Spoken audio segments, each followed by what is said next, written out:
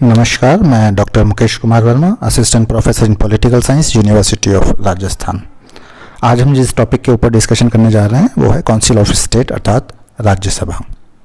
जैसा कि आप सभी को पता है कि भारतीय लोकतंत्र के 3 महत्वपूर्ण आधार स्तंभ हैं। नंबर 1 कार्यपालिका, नंबर 2 व्यवस्थापिका और नंबर 3 न्यायपालिका। यदि हम व्यवस्थापिका की बात करें तो हम देखते हैं कि व्यवस्थापिका का सबसे महत्वपूर्ण काम कानूनों का निर्माण करना होता है, विधियों का निर्माण करना होता है। और इस व्यवस्थापिका को हम विधायिका भी कहते हैं और हम संसद भी कहते हैं। और इस संसद का विवेचन हमें भारतीय संविधान के अनुच्छेद 79 अर्थात 79 में देखने को मिलता है। और इस अनुच्छेद में कहा गया है कि संघ के लिए एक संसद होगी जो कि राष्ट्रपति और 2 सदनों से मिलकर बनेगी और जिनके नाम राज्यसभा और लोकसभा होंगे। अर्थात हम देखते हैं कि जो संसद है वो राष्ट्रपति, राज्यसभा और लोकसभा से मिलकर बनती है। तो इस प्रकार हम कह सकते हैं कि संसद के 3 महत्वपूर्ण अंग हैं, राष्ट्रपति, राज्यसभा और लोकसभा। लेकिन प्रश्न यदि पूछा जाता है कि संसद के कितने सदन हैं, तो ऐसी स्थिति में हम 2 सदनों की बात करते हैं, राज्यसभा और लोकसभा। तो आप देखेंगे कि संसद का उल्लेख आर्टिकल 79 में है अर्थात 79 में है, तो वहीं राज्यसभा का उल्लेख अनुच्छेद 80 अर्थात 80 में है और लोकसभा का जो उल्लेख है वो अनुच्छेद 81 अर्थात 81 में दिया गया है। और आज का हमारा विषय है राज्यसभा। तो आप देखेंगे राज्यसभा की संरचना से संबंधित जो अनुच्छेद है वो है अनुच्छेद 80 और इस अनुच्छेद 80 के अंदर 5 बातें कही गई हैं। अनुच्छेद 80(1) में, अनुच्छेद 80(2) में, अनुच्छेद 80(3) में, अनुच्छेद 80(4) में और अनुच्छेद 80(5) में। तो सबसे पहले हम बात करेंगे अनुच्छेद 80(1) की।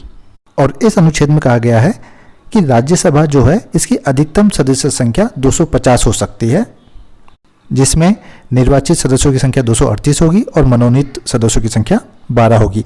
लेकिन आप देखेंगे कि वर्तमान में ये जो सदस्य संख्या है वो 245 है। इस प्रकार अनुच्छेद 81 राज्यसभा की अधिकतम संख्या की बात करता है। अनुच्छेद 82 में कहा गया है कि राज्यसभा में सीटों का आवंटन जो होगा वो संविधान की 4थी अनुसूची के अनुसार होगा। जैसा कि आपको पता है कि भारतीय संविधान में 12 अनुसूचियां हैं। इन 12 अनुसूची में जो 4थे नंबर की अनुसूची है, उस 4थे नंबर की अनुसूची के अनुसार राज्यसभा में सीटों के आवंटन की व्यवस्था की गई है। अर्थात राज्यसभा में किस राज्य से कितनी सीटें होंगी, तो इसका उल्लेख हमें अनुच्छेद 82 में मिलता है जो राज्यसभा में सीटों के आवंटन से रिलेटेड है, संबंधित है। अनुच्छेद 83 में कहा गया है कि राष्ट्रपति राज्यसभा में ऐसे सदस्यों को मनोनीत करेगा जो कला, साहित्य, विज्ञान और समाज सेवा के क्षेत्र में विशेष योग्यता रखते हो। जैसा कि आपको पता है कि राज्यसभा की सदस्य संख्या में 12 सदस्य मनोनीत होते हैं। इनको मनोनीत कौन करता है? इनको मनोनीत राष्ट्रपति करता है और ऐसे लोगों को मनोनीत करता है जो कला, साहित्य, विज्ञान और समाज सेवा के क्षेत्र में विशेषज्ञता रखते हो या विशेष योग्यता रखते हो।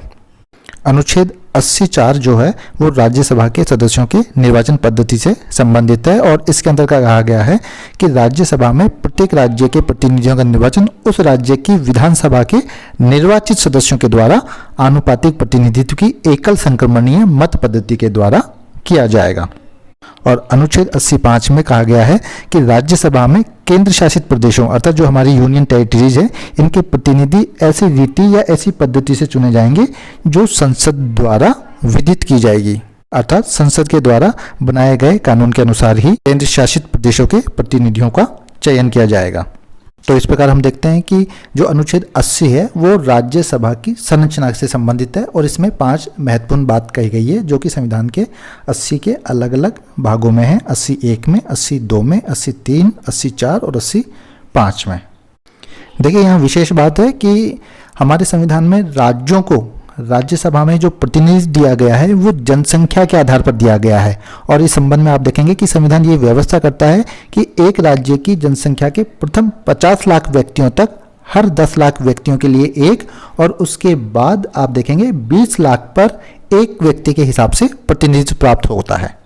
जबकि यदि हम अमेरिका की बात करें तो आप देखेंगे कि अमेरिका में संघ की सभी छोटी बड़ी इकाइयों को समान प्रतिनिधित्व प्रदान किया गया है।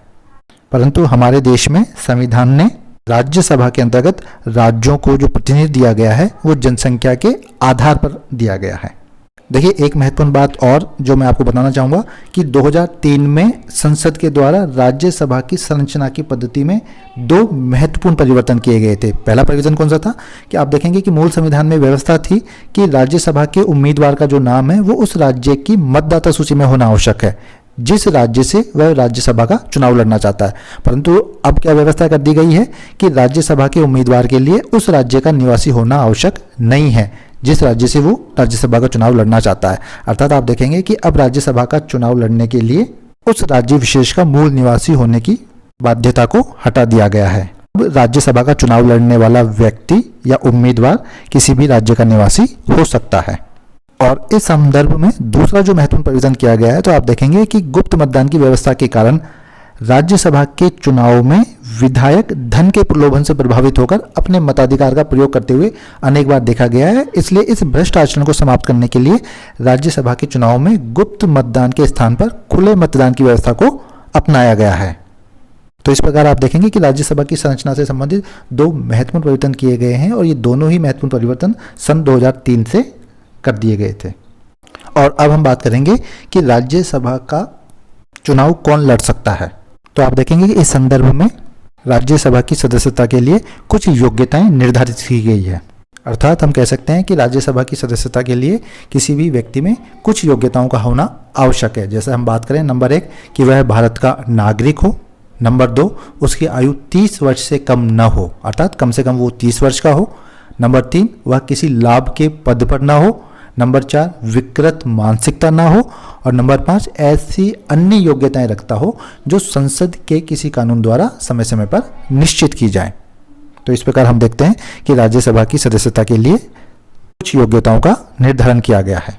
देखिए, इस संदर्भ में एक विशेष बात है कि अनुच्छेद 102 के अनुसार, आपको ध्यान होना चाहिए, अनुच्छेद 102 के अनुसार संघ और राज्यों के मंत्री पदों को लाभ के पद नहीं समझे गए हैं।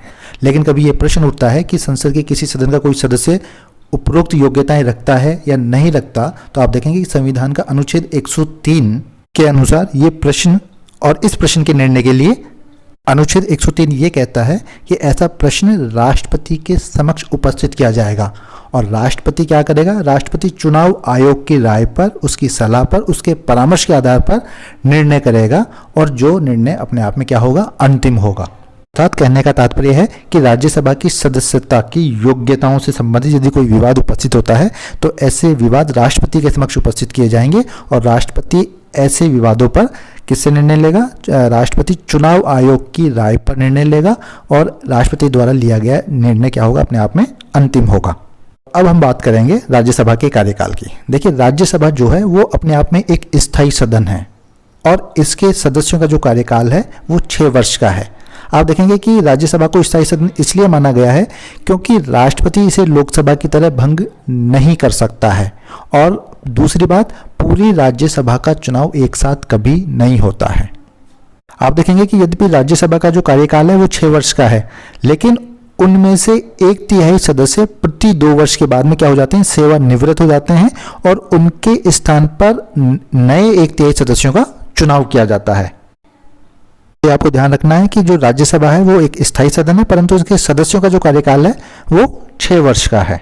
और अब हम बात करेंगे राज्यसभा के पदाधिकारियों की। तो आप देखेंगे कि संविधान का जो अनुच्छेद 89(1) है वो ये कहता है कि भारत का उपराष्ट्रपति राज्यसभा का पदेन सभापति होगा। अर्थात अनुच्छेद 89(1) के अनुसार भारत का जो कोई भी उपराष्ट्रपति होगा वही उपराष्ट्रपति क्या होगा? राज्यसभा का पदेन सभापति होगा।